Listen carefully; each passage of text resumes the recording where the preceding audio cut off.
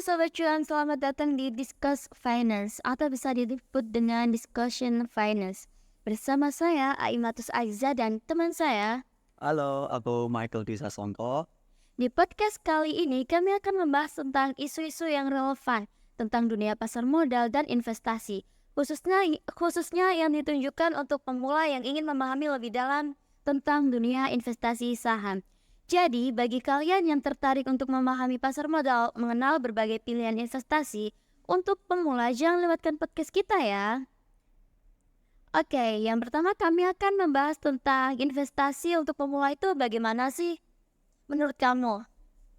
Oke, investasi sendiri itu secara teknis atau secara sederhananya yaitu cara untuk menempatkan uang Anda ke dalam instrumen keuangan atau aset lainnya dengan tujuan mendapatkan keuntungan dalam jangka panjang. Itu yang namanya investasi. Dan investasi sendiri itu adalah memanfaatkan waktu atau uang kalian ketika kalian bekerja keras, dan hal ini sangat relevan untuk pemula. Dan jangan khawatir jika kalian merasa belum punya banyak pengetahuan tentang investasi. Kita semua pernah menjadi pemula kok. Dan di podcast kali ini kita akan membantu kalian dalam dasar-dasar langkah dalam berinvestasi. Oke, langkah pertama yang penting adalah menetapkan tujuan investasi kalian. Apa yang kalian ingin capai melalui investasi, yaitu dalam jangka panjang atau untuk mempersiapkan dana pensiun kalian. Seperti kalian ingin membeli rumah atau ya pokok tujuan untuk jangka panjang kalian, itu terserah kalian maunya apa. Nah, selanjutnya kenalin terlebih dahulu apa itu profil resiko kalian. Apakah kalian suka profil resiko yang investasi konservatif atau stabil? Atau kalian siap mengambil risiko untuk potensi keuntungan yang lebih tinggi? Memahami profil resiko kalian akan dapat membantu jenis investasi yang cocok untuk kalian. Oke, mari kita bahas beberapa jenis instrumen cocok untuk pemula. Salah satu yang paling umum adalah saham. Saham adalah kepemilikan sebuah perusahaan. Dan ketika perusahaan tumbuh, nilai saham kalian tumbuh, kita bisa melihat atau kita bisa ingat bahwa saham juga bisa naik turun. Jadi pengetahuan tentang perusahaan dan pasar itulah sangat penting. Selain saham, ada juga obligasi. Nah, obligasi ini apa sih? Obligasi adalah hutang yang dikeluarkan oleh pemerintah atau perusahaan. Dan jika kalian sebagai investor akan menjadi kreditur, obligasi cenderung lebih stabil daripada saham. Tetapi keuntungannya biasanya lebih rendah ya daripada saham. Karena high risk, high return. Kalau obligasi bisa disebut low risk, low return ya. Oke, berarti di instrumen-instrumen itu sangat ada berbagai macam ya, ada obligasi, ada apa tadi, berbagai macam. Oke, selanjutnya kami akan membahas tentang apa sih itu manajemen, apa sih itu time management dan money management menurut Kak Michael sendiri nih. Oke, mari kita bahas tentang time management dan money management. Oke, ini manajemen waktu dulu ya. Tentang bagaimana kita mengatur waktu kita untuk mencapai tujuan kita dan menjalani dengan seimbang. Jadi balance. Jika kalian merasa 24 jam sehari tidak cukup, kalian bukanlah satu-satunya. Manajemen waktu yang baik melibatkan perencanaan dan peraturan prioritas. Mulailah dengan menyusun jadwal harian atau mingguan. Prioritaskan tugas-tugas yang penting dan hindari terjebak dalam hal-hal yang tidak produktif. Itu pengertian dari time management. Nah, ini aku ambil materi dari bukunya yang berjudul Atomic Habit. Itu bukunya dari James Clear yang mengajarkan konsep bahwa keberhasilan dalam hidup tidak berasal dari perubahan yang besar, yang tidak berasal dari perubahan besar yang secara tiba-tiba, tapi dari kebiasaan yang kecil yang konsisten dan menguntungkan. Oke, mari kita mulai dengan time management. Salah satu di bukunya James Clear ada Atomic Habit adalah stacking habit atau menggabungkan kebiasaan. Gunakan waktu yang efisien dengan menggabungkan kegiatan yang berhubungan. Misalnya, kalian bisa mendengarkan podcast seperti ini atau audiobook saat berolahraga atau saat berkendara. Prioritaskan tugas-tugas penting dalam menerapkan prinsip Eat That Frog. Itu buku lain yang ditulis oleh Brian Tracy. Nah, buku ini menjelaskan selesaikan tugas yang paling sulit atau penting terlebih dahulu untuk membangun momentum dan meningkatkan produktivitas. Oke, selanjutnya kita bahas tentang money management berdasarkan prinsip atomic habit ya. Mulailah dengan mengidentifikasi kebiasaan-kebiasaan kecil yang berkaitan dengan pengelolaan uang kalian. Apakah kalian sering mengeluarkan uang untuk hal-hal kecil yang sebenarnya tidak perlu? Terus selanjutnya, terapkan prinsip habit stacking dalam keuangan kalian. Setiap kalian menerima gaji atau kita sebagai mahasiswa nih mendapatkan uang dari orang tua, nah kalian bisa alokasikan sebagai uang tersebut ditabung atau diinvestasikan. Tapi di sini kita membahas tentang investasi ya. Nah, sebelum membelanjakannya untuk keperluan lain, buat anggaran bulanan yang realistis dan terapkan tujuan keuangan jangka pendek dan jangka panjang. Nah, ini prinsip namanya goal setting adalah bagian penting dalam mencapai kesejahteraan finance. Yang kedua, ciptakan lingkungan yang mendukung kebiasaan-kebiasaan keuangan kalian yang sehat. Buatlah tabungan otomatis atau gunakan aplikasi keuangan untuk melacak pengeluaran Anda. Ini prinsip dari buku Atomic Habit ya, yang aku rangkum kemarin. Oke, yang terakhir, jangan lupakan pentingnya perubahan kecil yang konsisten. Menabung sejumlah kecil uang setiap bulan dapat membuat perbedaan besar dalam jangka panjang.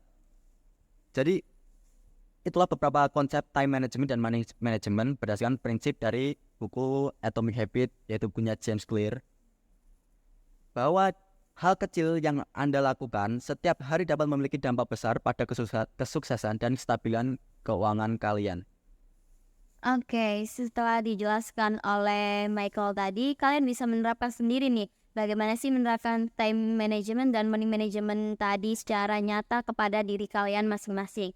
Oke, untuk pembahasan selanjutnya itu bagaimana sih cara kamu mengelola uangmu itu di dunia investasi ini? Oke, ini pribadi ya. Kalau aku biasanya kan masih mahasiswa nih, dapat uang saku dari orang tua. Aku pecah nih 40% buat tabunganku di saham, semua di saham. Aku nggak punya obligasi atau reksadana dan segala macam. Aku nabung pure di saham. Nah, aku di saham tuh ngapain sih? Biasanya aku buat swing trading. Aku bukan investasi jangka panjang yang mencapai 2 sampai 5 tahun, tapi buat bulanan. Misal 3 sampai 6 bulan itu baru aku taking profit. Kalau profit ya. Tapi kalau belum ya masih aku tunggu dulu. Nah, cara analisa sendiri itu aku analisa melalui laporan keuangan terlebih dahulu. Habis itu aku lihat newsnya apa di saham tersebut. Apakah emiten ini masih bisa menguntungkan dalam jangka panjang atau labanya stuck aja nih. Misal di tahun 2020 sampai 2023 labanya perusahaan naik masih stagnan. Nah, itu aku gak berani ngambil tuh. Gak berani beli saham tersebut karena ya tahu aku di dalam saham swing trading bukan investment. Jadi masih belum dapat momentum lah untuk masuk dalam saham tersebut. Oke, sangat mengedukasi bagi kita yang notabene pemula dalam dunia investasi ini dan motivasi kita untuk memulai berinvestasi untuk kedepannya. Oke, tadi kan aku udah jelasin nih investasi untuk pemula, time management dan management dan segala macam tadi. Sekarang aku boleh tanya nggak, Pak? Ya, Apa itu KSPM Trunojoyo Madura? KSPM FEB Trunojoyo Madura.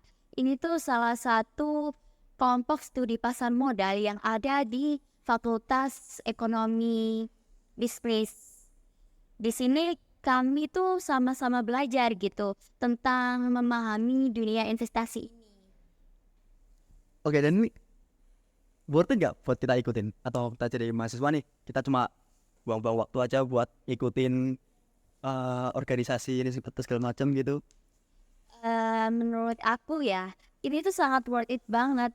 Apalagi ini tuh juga masuk di beberapa bidang mata kuliah nih di fakultas bisnis sendiri. Ada kan di manajemen, di ekonomi pembangunan, dan maupun akuntansi. Jadi menurut aku daripada kita kayak nggak ikut organisasi, membuang-buang waktu hanya untuk tidur-tidur aja, jadi mahasiswa kupu-kupu, lebih baik kita berorganisasi yang memanfaatkan bagi kita. Salah satunya yaitu di KSPM FEB UTN. Nah, yang terpenting nih, temennya enak nggak sih, Mbak? Circle-nya toxic atau enggak? Ini kan yang paling penting buat mahasiswa kan. Iya betul sih.